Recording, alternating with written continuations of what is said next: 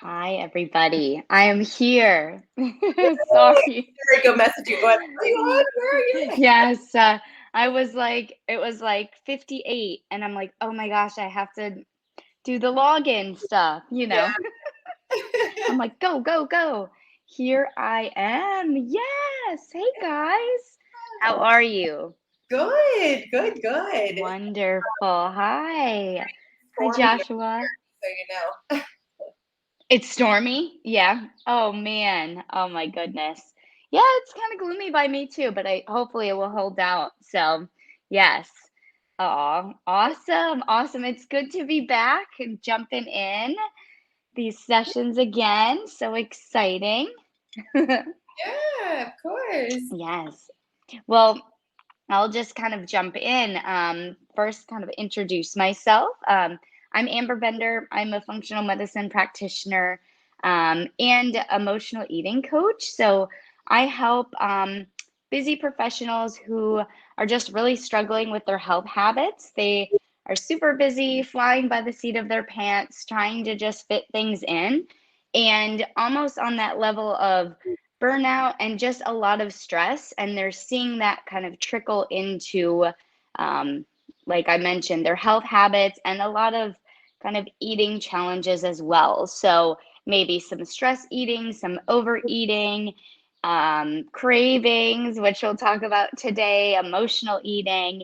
And it's just tough for them to kind of break that habit. It's almost like once we get stuck in that cycle, we're trapped in that and we just keep going with it. And it gets frustrating and it gets really discouraging. And so um, I'm kind of that voice to just let people know that it doesn't have to be that way. And we just need to make some tweaks. And I think a lot of times that people put a lot of blame and, they really just fault themselves. They think that it's a lack of willpower that they have. And we'll talk about that on today's call, a lack of willpower, a lack of self discipline. A lot of people will say, I just don't understand why I can't do this. Like, why do I keep turning back to those old habits? And why can't I know what I need to do, but why can't I do it?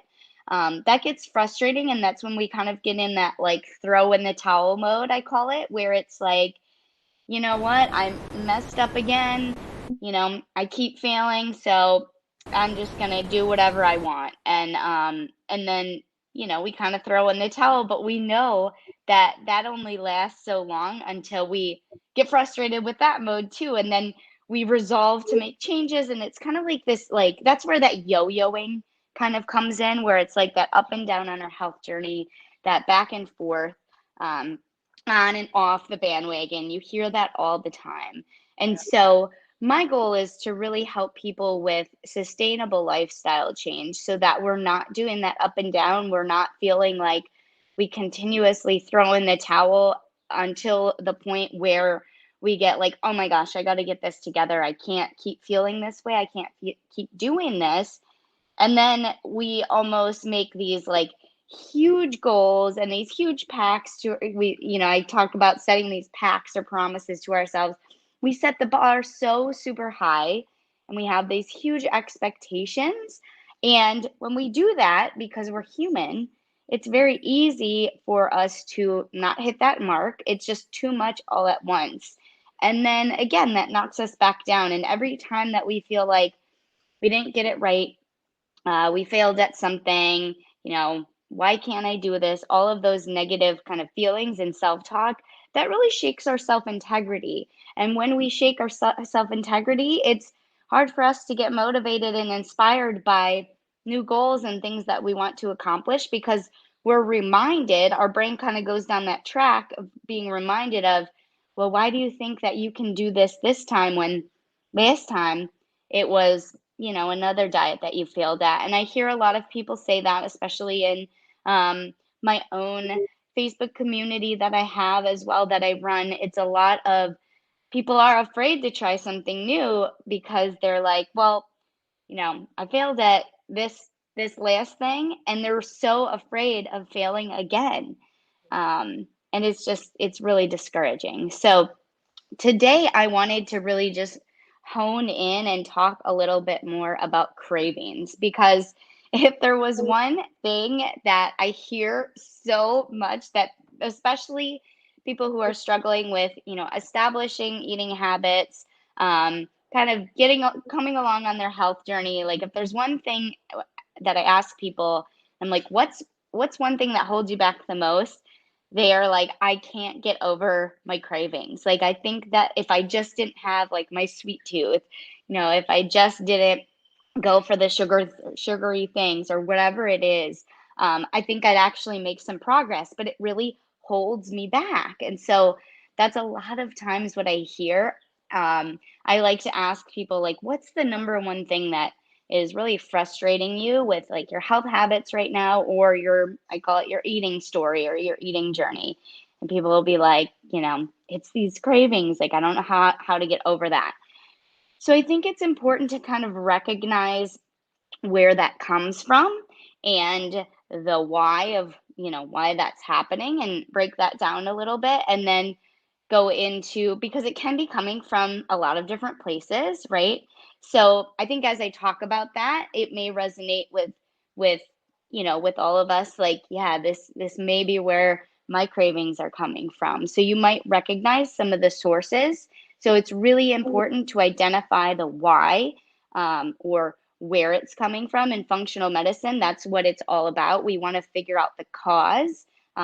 We refer to it a lot of times as discovering that root cause. It's like an investigation, because when we know where it's coming from, whether it's an imbalance in your body, like your body's physiology or biology, if it's even psychological, sometimes it can be even physical circumstances. So we'll talk about that too.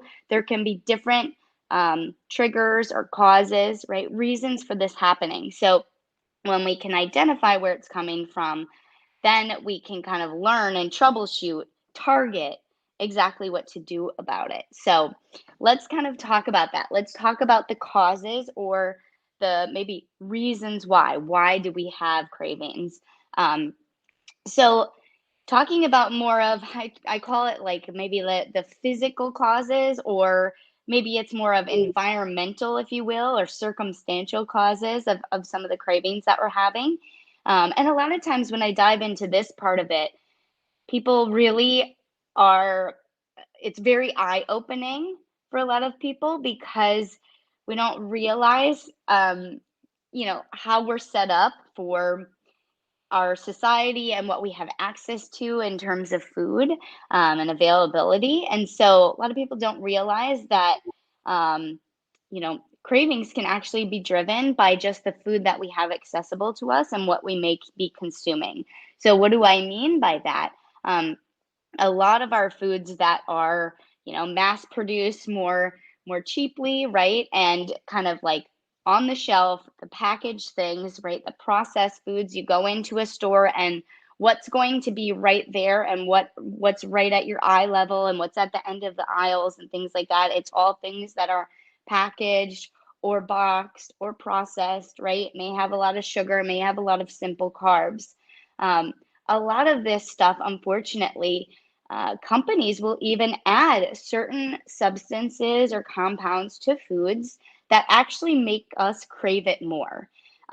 So these compounds, these substances, act as almost like an addictive substance that taps on that pleasure center in our brain that releases dopamine. And dopamine is, I call it kind of our happy hormone. It's our feel good hormone.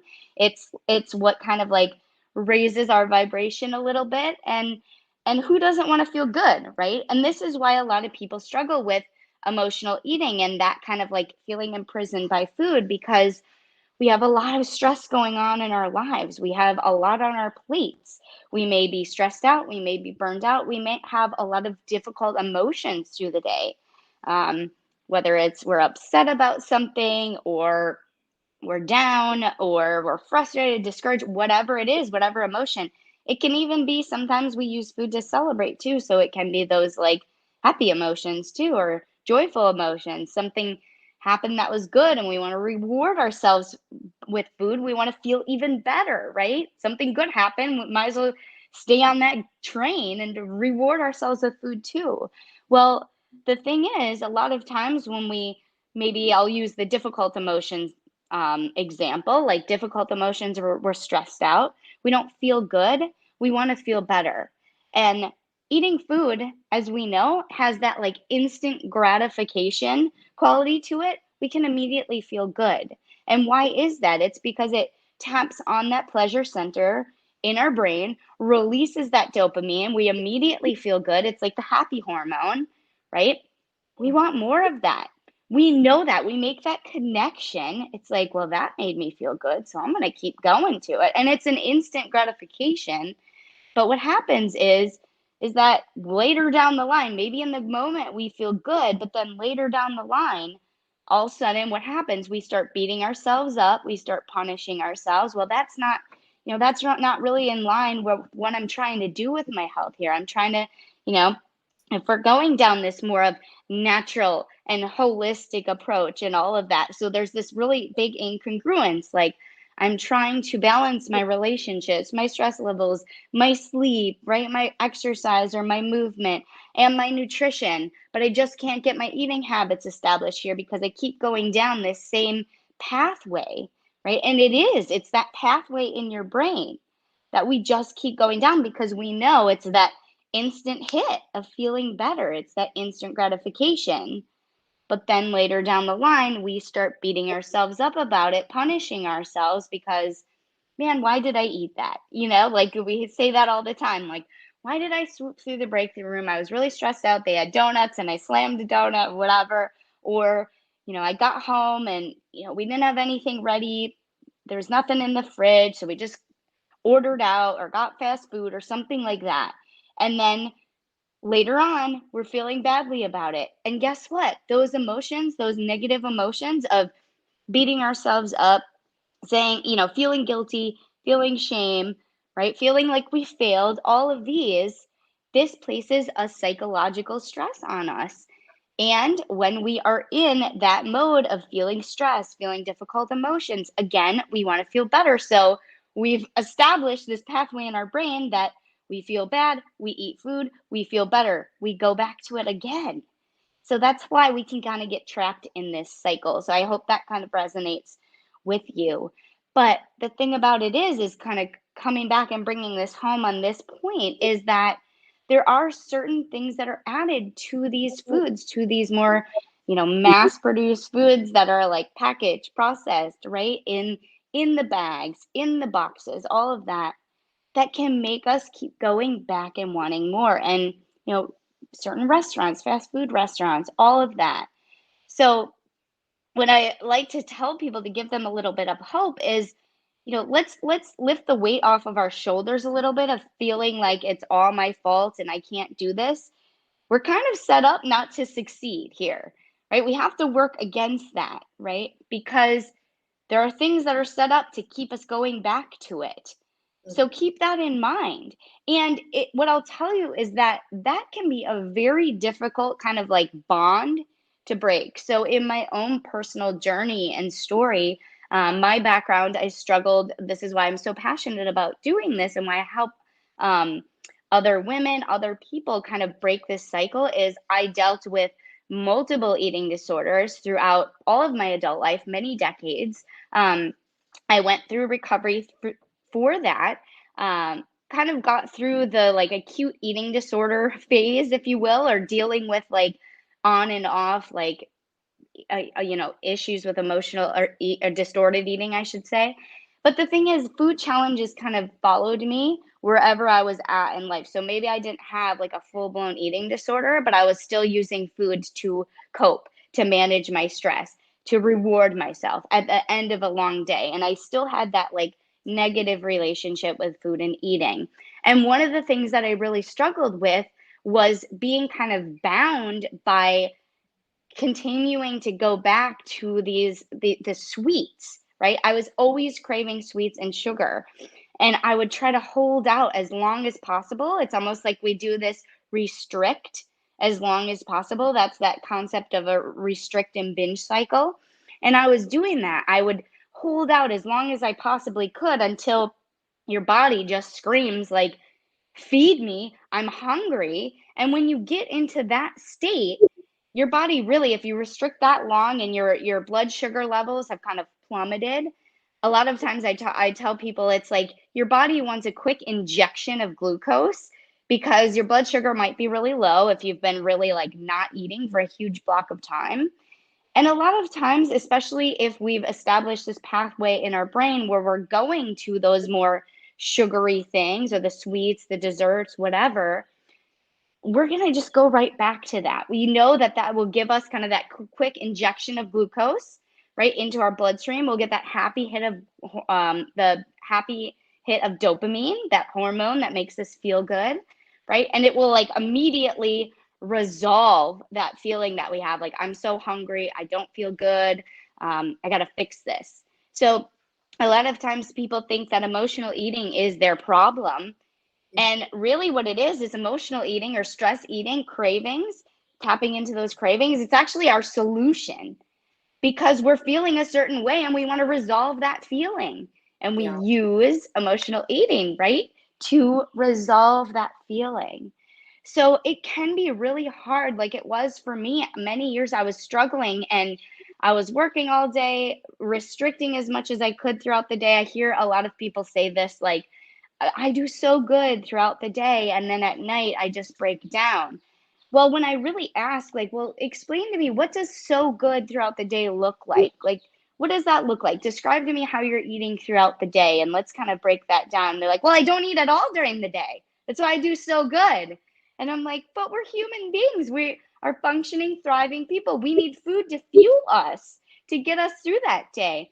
And this is aside from any kind of dietary or nutrition structure that you're following, if that's like intermittent fasting or something like this. But even with intermittent fasting, you have the window of time where you're fueling your body, right?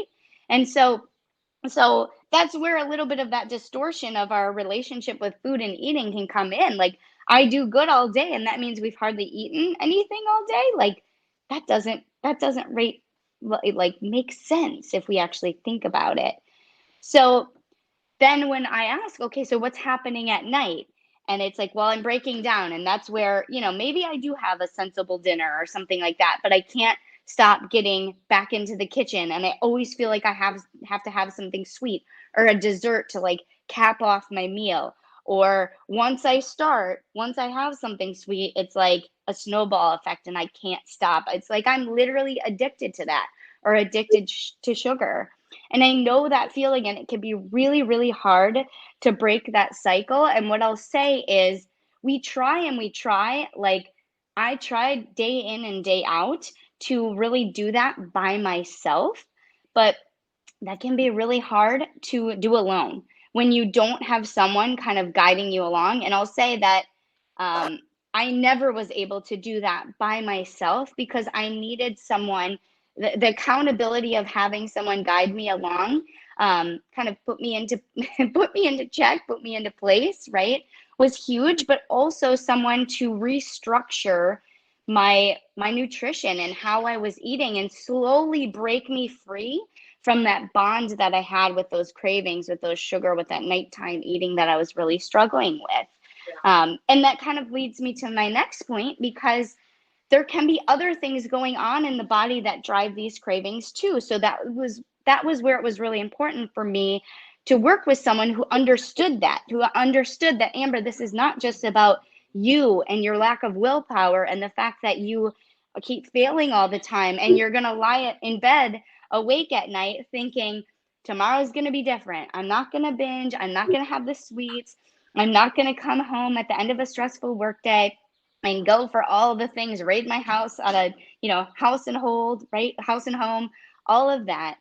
And we do that day in and day out. And we just go back to the same pattern in the same ways. And it's like insanity, right? It drives us crazy. Yeah. And so you get stuck in that pattern. And so for me, I had to really figure out like what's actually going on. Doesn't it make sense to figure out why do I keep doing this? Instead of trying to just put it on us, like I have to do this. I need to, get right on my diet. I need to start eating better. We say these things like I should do this, I should do that. Well, let's figure out what's actually driving it in the first place to make that happen. And then maybe we can do some troubleshooting so that we don't have those cravings, right? And those tendencies, those behaviors anymore. And so that's where we get into more of the physiological side of things, or what's going on in our body, our chemistry, right? Our biology. And we know that there can be imbalances going on in your gut or in your hormones, or maybe even in your metabolism, your genetics as well, that can actually drive specific cravings. I actually have, there is literally a sweet tooth gene. So if you think that this just is in my genetics, and I know I get it from my dad's side of the family, my dad's the same way. My mom can literally take like a bite of a chocolate bar and put it away for like a month, and she's good. Like, you know, she just does not have that sweet tooth. And my dad and I, it's a struggle. I get it from his side of the family, right? I know I didn't even need to do my genetics to know that. But when my genetics test came back and it was like the sweet tooth gene lit up, it was like, see, it's not just about me and that I can't get over it. It's actually in my genetics that I have this sweet tooth. And there's some people say, it's salty foods that they just keep going back to. Like, I always crave salty foods. There's a salty food craving gene as well. So a lot of times I show this to some of my clients and they're like, "Oh my gosh, it makes sense now. Like, it's actually in my DNA. It's not like something that I can't just get over. This is kind of like inbred in me." So how do we then work around that or work with what we got, right? So for me, it's like I'm not going to just get rid of my sweet tooth propensity because I have that in my genetics. So it's coming up with a plan for me to kind of like hack this, right? I love that word of like healthy hacks. So instead of me every day going out and getting like packaged cookies and donuts and candy, right? And like the chocolate bars and all of those things, I set myself up for success at home and I learned how to hack it by making really healthy alternatives or swaps. So I know the ingredients that are in the foods that it can satisfy my sweet tooth, but it can also supercharge my health too, because I can add some of those superfood ingredients into the food. And I think that's really important in our health journey too. Eating well or eating clean or healthy, whatever you want to call it, does not have to be boring, does not have to taste bland and like not exciting, right? We can light our taste buds up. We can have that taste bud party even with clean eating too. And so that's really important along the way too. And if you're struggling with that, working with someone to help you to accomplish that. Like, food is meant to be pleasurable as well. And it's okay to enjoy the food that we eat, for goodness sake, right? We can have the best of both worlds there. But Yeah. it's figuring out how to kind of hack it, right? So that you can satisfy that sweet tooth or that craving, whatever it is, without kind of, you know, going all out and going off the rails. And like for me, it was like I would break down and then I'm going and I'm getting the carton, or I guess the carton of like ice cream from the grocery store, and it's just like a mess. And that then I'm tapping in again to that kind of addiction center, and it's just like we talk about on our health journey, kind of like flexing that muscle of establishing better habits. Well, that's flexing the wrong muscle. It's like further getting me like chained along that route, that pathway of like going back to that over and over again. So kind of getting back to talking about what's going on in the body that can drive these certain cravings. So going back to my own story, my own journey, when I had, really come to a good place with, my eating disorder history, going through recovery with that. I wasn't struggling with like full blown eating disorders anymore, but I was really having a lot of cravings all the time. And I didn't want to go down that route of binge eating or binging and restricting, or heaven forbid, I really struggle with bulimia, right? We didn't want to go down that route, of course, but I'm like, oh my gosh, what am I? Every day was a struggle with food for me. I was obsessed with it. And a lot of people say that I'm fixated on food. I'm thinking about my next meal. When am I going to eat again? And then I'm beating myself up about it. It's like I never get a break in my head from food, and that was me. And so I actually took a look, right, in terms of cravings, what was going on in my gut health? What was going on with my hormones, like my stress hormones throughout the day, my cortisol levels? We could actually pinpoint and see there was an imbalance in my gut, and there are certain gut microbiota or bacterium or yeast that actually feed and thrive off sugar. So if you've ever felt like no matter what I try, my cravings are just like through the roof. I just cannot get a hold of them. A lot of times, I hear that a lot when people say that to me, and then we look at the gut, and there's a lot of imbalances there. And I'm like, this little guy right here, maybe it's usually yeast. Yeast is a big one for cravings, especially sugar cravings. Um, unless we get control of that, you're going to just be fighting and fighting and fighting against it. And it's honestly like I haven't seen it resolve unless we get that yeast under control and we knock that guy back down. And so that's what we did for myself. That's what I've done for multiple clients. And they start to see that relief. And it's like usually the first thing they'll say is, I don't have to have something sweet after a meal to like end my meal, to cap off my meal. Like I've never felt like that. And that's when I usually know, okay, we're getting a good handle on this. We're getting things under control.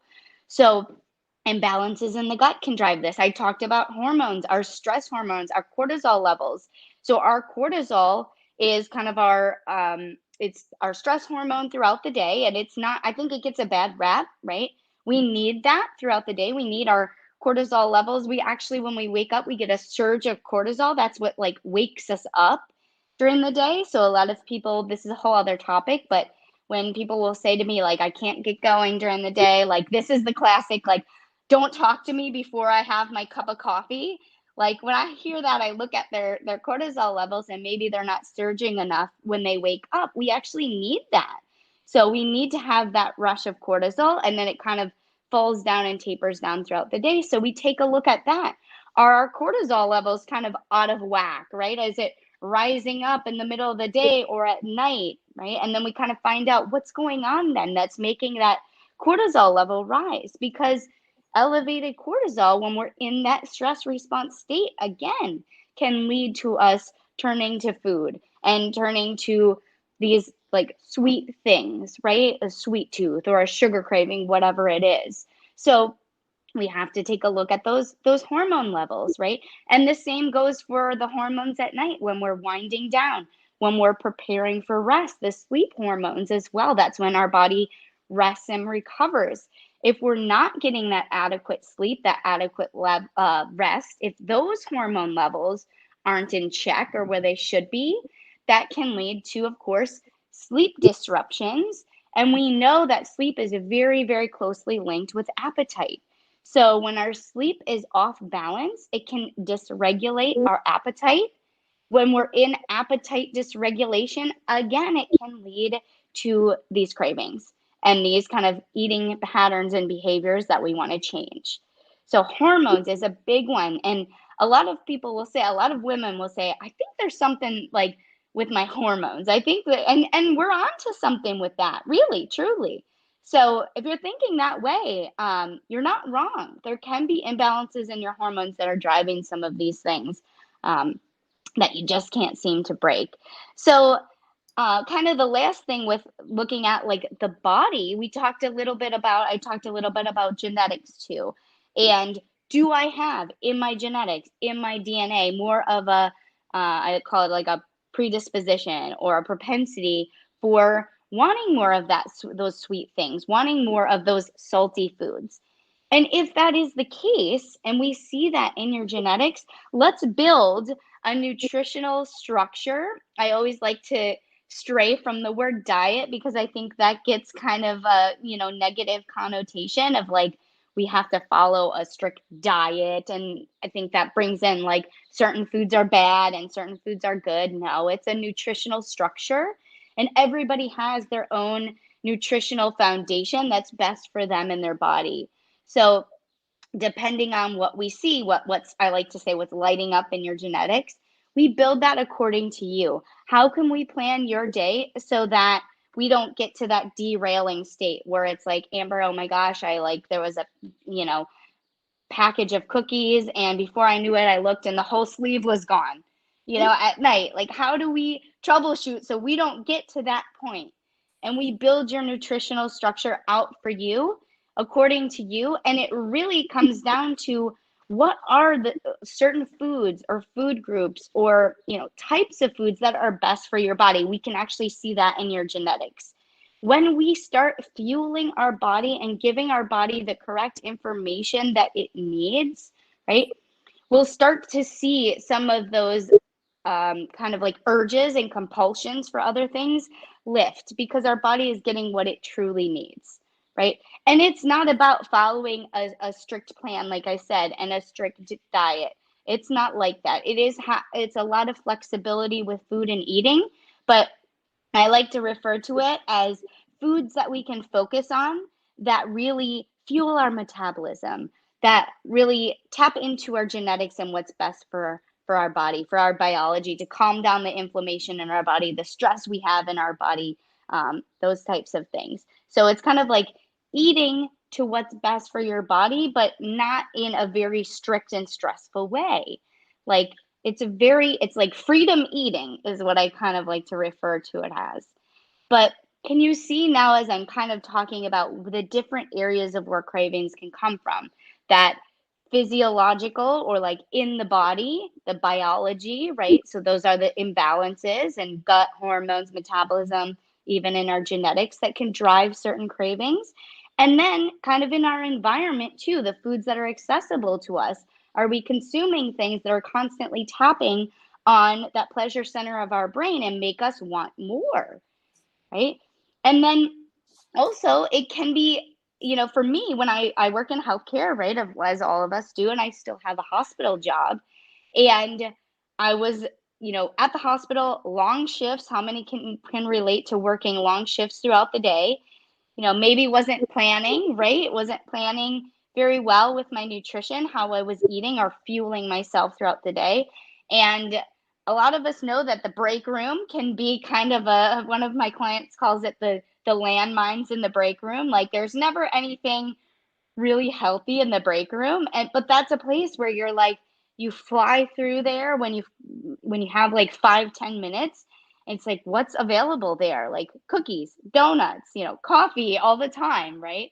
And we grab that and we eat it really quickly, right? And then can you see how we get kind of trapped here and then we crave more of that stuff, and it just keeps the cravings kind of like fueled, like on fire, and it's really hard to break that throughout the day. Um, that stress response too, if you relate to those long shifts where we're working, you know, hours and hours on end, and we're constantly busy throughout the day, like flying up by the seat of our pants, like I like to call it, like we're juggling so many things.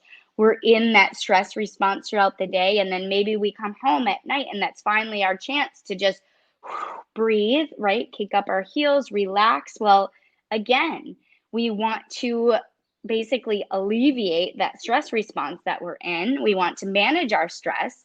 And like I talked about before, feel kind of feel bad, if you will, with stress, with all the emotions of the day, everything we have on our plate. Easiest way to feel better is to eat. And maybe we're eating some of those quick foods that are really like available to us. We feel better in the moment, that instant gratification. But then later down the line is when we start beating ourselves up. So we want to move to what I call more of delayed gratification, where later on we can be like, yes, I fueled myself appropriately through the day. I didn't break down at the end of the day and feel like I was a bottomless pit with overeating and snacking at night, right? But I have a plan in place because knowing that I have this propensity to a sweet tooth, sure, maybe I had something sweet after dinner that satisfied me. And now I'm having that delayed gratification of everything being in alignment with what I want for my health goals, my optimal vision for where I want to be in my life. And we know our health is very closely attached to that. So I hope that that makes sense. And I hope that that kind of brings a little bit of clarity to where some of these things can kind of come in, where these causes, the root causes that I talked about, the whys. Um, I always love to leave some strategies too. So if you're really, really struggling with, with cravings, with emotional eating, with stress eating, all of this, um, I'd be happy to. It's hard to give like generalized kind of like tips or strategies because everyone is different, and I like to see what's going on throughout your day so that I can really like troubleshoot and tweak for you. So I'd be happy to kind of have a quick like 15-minute chat. It's literally for me to just give you some tips. That's it, according to you and what's going on. But really take a look at how, for a lot of people, we need to take a look at how our day is structured. If at nighttime you're breaking down and that's when you're really struggling with cravings, look at how you're fueling yourself throughout the day. And maybe you're just not eating enough through the day. Maybe it is some of that like binge restrict cycle going on where you're trying to hold out as long as possible. And then we can only go so long until our body is screaming hungry. And that's when we're going to go for those things. That's when we're going to go for that quick glucose injection, right? The sweeter things.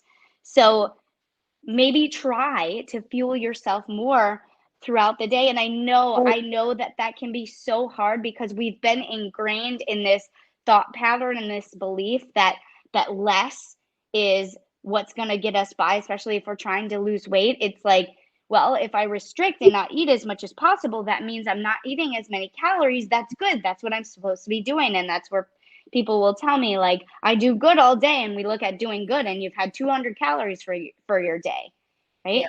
Try to work against that. Try, even if it's, all right, I'm going to add a smoothie in during the day and start there, right? Because, and this will be a whole nother chat for another day, but we really talk about macronutrient balance too. When our body is missing out on certain macronutrients, even micronutrients, unfortunately, our body can't say, like, oh my gosh, I need more protein. Just eat protein and I'll be good. It just screams hungry. And we hear hungry, hungry, hungry. And that's when we want to go for those things that, sometimes I call it like what we refer to as naughty things, of the off limit things, the things we're trying to restrict, right? Yeah. But look at throughout the day how you're eating throughout the day, how you can fuel that throughout the day, and then also start to look at healthy hacks like I talked about, sweet substitutions. How can we make things at home? Maybe you make some like I make a lot of protein balls and protein bars and things like that have that can hit on that sweet tooth. It's like it gets you that sweet tooth satisfaction, right? Without having to down the sleeve of cookies, right? So some healthy hacks. How can you substitute if you are dealing with that sweet tooth? Don't try to push it away or push it down, because we know when we do that, we just want more of what we can't have, what we tell ourselves we can't have. So we need to have workarounds, right? We need to really hack our health for us to make it work for us. So just some tips to look at, two major areas. But like I said, that's kind of what I want to offer. Like I will give, according to you, we'll jump on a quick like 15-minute call just for you to tell me kind of what's going on, because then I can really hone in on some tweaks that I can offer, because everybody's different, right? But I'd love to do that, but just some kind of generalized ideas to get the ball rolling and get started with this. Yeah. Beautiful. Love it. Yeah. Okay. Thank you. Yes. Just to add to it, I think it's a common misconception or a misunderstanding that when we do start to replace those foods that we're craving for healthy alternatives, we actually start to crave the healthy things.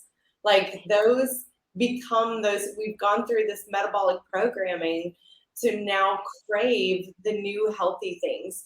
And Yep. some of my clients that I've worked with in the past too, they would be terrified of not having that comfort food that they had to give up, right? One of them, Yep. one client was queso. She was just like, I don't know how I can live without cheese and queso. I'm like, Yeah. not forever. Let's just like go through the process. We're taking her through the process. And by the end of the 90 days that I took her through, she's like, I need to apologize to you. And I'm like, why? What? And she was like, I threw such a fit about queso. That's awesome. I didn't even miss it anymore. She was like, I didn't think I could ever live without it.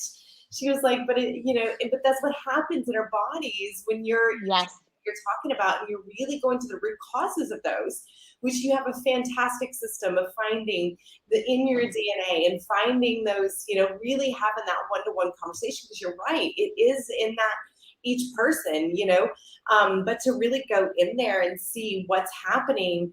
Once you're able to really address the root cause of it, it's like you can rip that root out. It's like you can totally Yes. change the way you control your life in that regard. And it's like effortlessly. Mhm. When people get Yes. rid of the candida overgrowth, it's like that candida is what's going, feed me sugar now, It's crazy. You're just like, Yes. oh, I have to eat sugar, I have to eat bread. But you Mhm. Yeah. know that it's really just that bacteria that's communicating that to your cells that says, hey, it's time for my daily feeding of bread and carbs. So My fix. to be able to Mhm. go through it and really address it like you take your clients through is fantastic, to really Yeah. get to the root of those things. So I love it. Yeah. That's such a good point about how our taste buds change over time. Like, and we really don't crave those things as well. And I feel like everybody has their one thing. Same with me. I have a client that was like ice cream. She's like, I'm not going to be able to give that up. Like, I Yeah. get ice cream, frozen yogurt. I have it every single day. And she has, since November, we've hacked it. So she makes her own like smoothies and ice cream at home. She has never bought a store bought ice cream, and she was buying this regular, she was having it every single day. So Yeah. our taste buds, what we crave and want, we start to crave what we need, what Yeah. provides that information for our body. And it really does change over time. And another client of mine, I love this, and she talks about this all the time. She was like a couple months into the journey, and it was around Halloween time, and she had like the fun size candy bar or whatever it was, right? She opened it up and she's like, Amber, it tastes like plastic. She's like, I used to eat these all day, every day. She's like, I couldn't believe it. It tastes like plastic, and I actually was at work the other night, and it was in the moment. We had some like little chocolate candies in the break room, of course.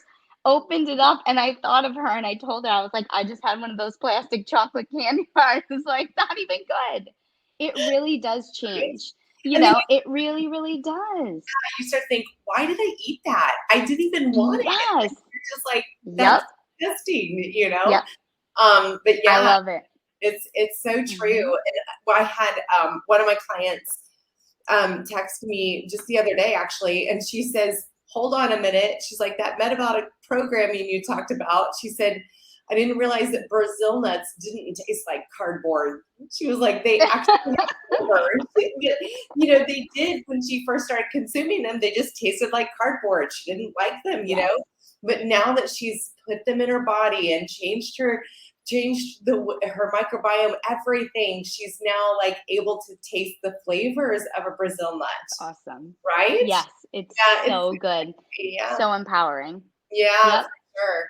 Or that my favorite too is whenever someone like goes without, like if they're addicted to sweet tea or sweet coffee, and then they've gone without and they've changed you know, their whole diet for a while, and then they accidentally like order an unsweet tea and they get a sweet tea, and it's just like like Yeah. shock, It's like crazy. but they Shock to your system. Yeah. so I think that's something that people need to understand, is just that your body changes. You go through a Yep. complete metabolic programming when we start to include Yep. those. So the journey gets easier. The journey gets It more does. flavorful, and yeah, Yes. just like Oh, you I said, love that. foods, they Yep. yeah, they keep us on a very dark path of cycle. It does. And that's where people say they feel like they're imprisoned by food. And Yeah. so I always say this, it doesn't have to be this hard. It really doesn't. We can have that freedom in our health journey. We can have that freedom from food. And you're meant for so much more than that, right? You're meant for so much more than just being dominated, all day long Yeah. by eating. Let's just eat to eat. Let's not have all the emotional baggage Right. attached to it, right? Yeah. So, Absolutely. yes. Yeah. Hey, Tanya. Awesome. Hello, hello. Hi. How are you? Welcome.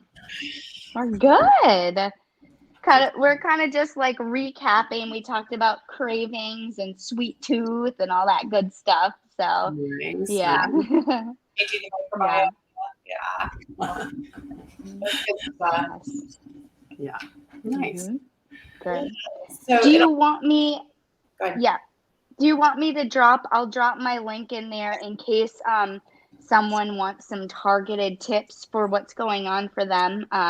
Like I said, 15 minutes, I can just ask you like 2 or 3 questions, and then I'll give some just like direct things that you can start trying, and we can go from there, see if it's helping. But I'll put that in here. Yeah. Yes. Awesome. Well, Love it. There we go. Yay. Nice. so exciting. So Yeah. fun. Yeah. And no, I was just going to say, the cortisol level, it's a good point that we have to have that. And I always think about my health journey and where I am now and versus where I was whenever I didn't know how sick I was. And some of the things you were talking about, like not having that cortisol level and being that person that is like, don't talk to me yet. I don't have my coffee in me, and just kind of like not be able to function. Oh man, that was me for my entire 20s. I mean, well, and even in my teens, late teens, it was like, I can't function. Like, don't talk to me yet. Mm-hmm. Yeah, and I don't feel that way anymore. I feel I have cognitive function when I wake up in the morning now, like can actually process things. And it's just me. That was my personality. That was who I am. That was kind of how I was even told that's who I was, 100%. It makes a lot of sense, using that cortisol and those cortisol levels. Yeah.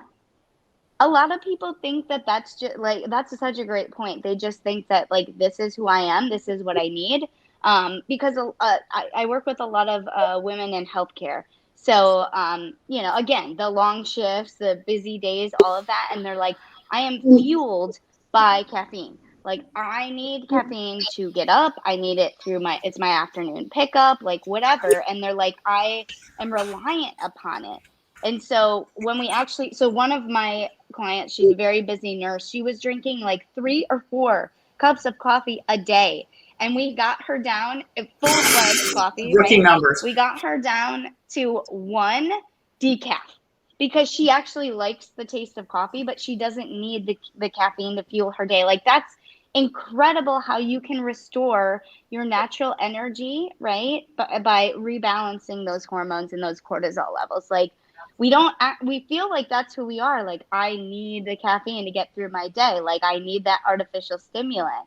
We kind of identify as that. And a lot of times, like, you see in healthcare, like, we always got the coffee cups. We're like, running around. Like, that's almost part of like that identity. But when we can figure out what's going on and rebalance everything, it's like we're actually not that way. We don't have to be that way. So yeah. Super empowering. Joke that I'd have good veins for coffee IV, like just yeah. Just insert the vein. This was a good vein. It's basically this there. Like I was a nurse for over 20 years, so I that's why I said when you said 4 cups, I'm like rookie numbers. Like she was very coffee. Like that's in healthcare. That's awesome. Numbers. Yeah. Holy cow, right? Oh, I didn't know that. That's amazing. So yeah, definitely. After a midnight shift, like working 12-hour midnight shift, drinking my extra large Tim Hortons coffee on the way home from work. And I would get home, finish the coffee, climb into bed and go to sleep and get up and repeat, right? And I can't tell you how many nurses are like, I can literally down like a couple shots of espresso and then put my head on the pillow and pass right out. I'm like, oh my goodness, that is your very sleep quality is typical. good, but you don't realize that at the time. You think, exactly. Oh, look, I can still sleep while I'm drinking, and then you're like, yeah, but you're not really sleeping. Like you're not hitting good REM. You're not in like the good brain waves. Totally. You're really in that like elevated, like Yep. great sleep. That's such a That good was point. great sleep. Yeah. And I Yeah, think sleep. Oh also my gosh, we could talk about. people don't realize too that if you're struggling to lose weight and you're struggling to, with your energy, like that, and that caffeine, if you're addicted to that coffee, there's a connection there. Yeah, All of that yeah, is connected. The reason why you can't lose yeah, weight, the cortisol levels, all of yep. that is connected. So it's always a good It is. indicator to, just kind of be aware. And I think people need to know that, if coffee is their lifeblood, then yeah, Right. more to check out there. And it's important to unlock those areas, and weight loss resistance will be a whole other topic, a workshop that we can go into. But finding out the reasons why, like, we're stuck or we can't lose weight, because we go to our conventional doctor and we're frustrated and we say, I'm doing all of the things. A lot of times I have my consultations with women and it's like, oh my gosh, they are like right on point. They're eating clean, they're working out all the time, they're doing all the things that they were told from their medical doctor, which is usually eat less, exercise more, right? That's what it always is. And we know that it's so much more than that. So there are those, like we talked about, the biological processes. There are areas in the gut, in the hormones, in the metabolism that can keep us locked so that those biological processes aren't running optimally. And then you're going to be stuck in holding on to that weight. You're never going to let it go by your, eat less, exercise more method. So that's such a great point of finding out the root cause. If you're struggling with that, it's so important. Good point. I love Yeah, that. absolutely. Yeah. Sweet, yay! Right. Awesome. Yeah. And Tanya, are you actually up next, right? I You're am. I am. Yay! excited about Good. your workshop today. It's going to be a great day. We also have Kate is going to be on today. Kate is going to be teaching her first workshop, and we did it. We had Rashi's first workshop as well. It's of course not their first workshop teaching, but it's their first workshop in alternative healthcare solutions. So yeah, that's super exciting. I know Kate's been working on some pretty fun things, so I'm excited to see what she's got going on. But yeah, Yes. day, right? Mm-hmm. Yes. Tanya, you're up next. I I'll try am. to jump on for a little bit. Okay, good. Good. Definitely. A little bit. Good. Awesome. All Love right. it. All right. Well, I'm going to jump off of here Awesome. and go get the next session ready. So we'll Sounds see good. you guys. Sounds good. Thank you, The only other thing everybody. that, like before we completely close this session, just so like, I don't know if you guys touched on it, but on the actual weight of trauma and how much that can affect your weight and, the emotional level, right? Like when we're not looking into that. I mean, trauma does affect your cortisol levels greatly. So, I mean, you were talking about cortisol, but just that actual link of trauma, like how we do it as a protective measure, right? For me, it wasn't until I healed my trauma that I was able to drop the weight and then keep it off Right? with ease. That's Self-worth. If I have low self-worth, then why I just treat myself like garbage? So I'll be the garbage disposal for all the food in the house, as opposed to I'm not full, I'm going to dispose of the food in the garbage, right? But instead of overeating, yes. right? Because you just treat yourself like the garbage bin. So yeah, just that trauma component to it, because it's such a huge reason why we can gain weight or keep it on and have a difficulty losing it. 100%. Yeah. Such a good point. Yes, it really is. And you can go back into our alternative healthcare solutions community, and Tanya taught a workshop on identifying trauma, and that was a really powerful workshop. Just to be able to really recognize it in my own practice and in my own life, and just, I mean, it's been like since we had that workshop, it's just like, oh, trauma, oh, trauma, oh. Yes. You know? I'm going to go back to it and listen to it. That's awesome. Fantastic. Yes. Okay. I told her she could be a trauma coach. Yes. And that's what I do. Like, that is honestly, it's my trauma is my passion, whether I'm helping an individual clear it or I'm teaching a practitioner about it so that they can be safe in their practice. Doesn't matter what level I'm looking at it. I just love to teach people and help people heal, and quantum energy healing is just like, it's It's my thing. It's my thing. That's awesome. So yeah. So good. Definitely. Thank you. All right, ladies. So All right, good. go ahead and end this session, and then we'll get ready for Tammy's next. Sounds good. All right. Sounds good. All right. Bye.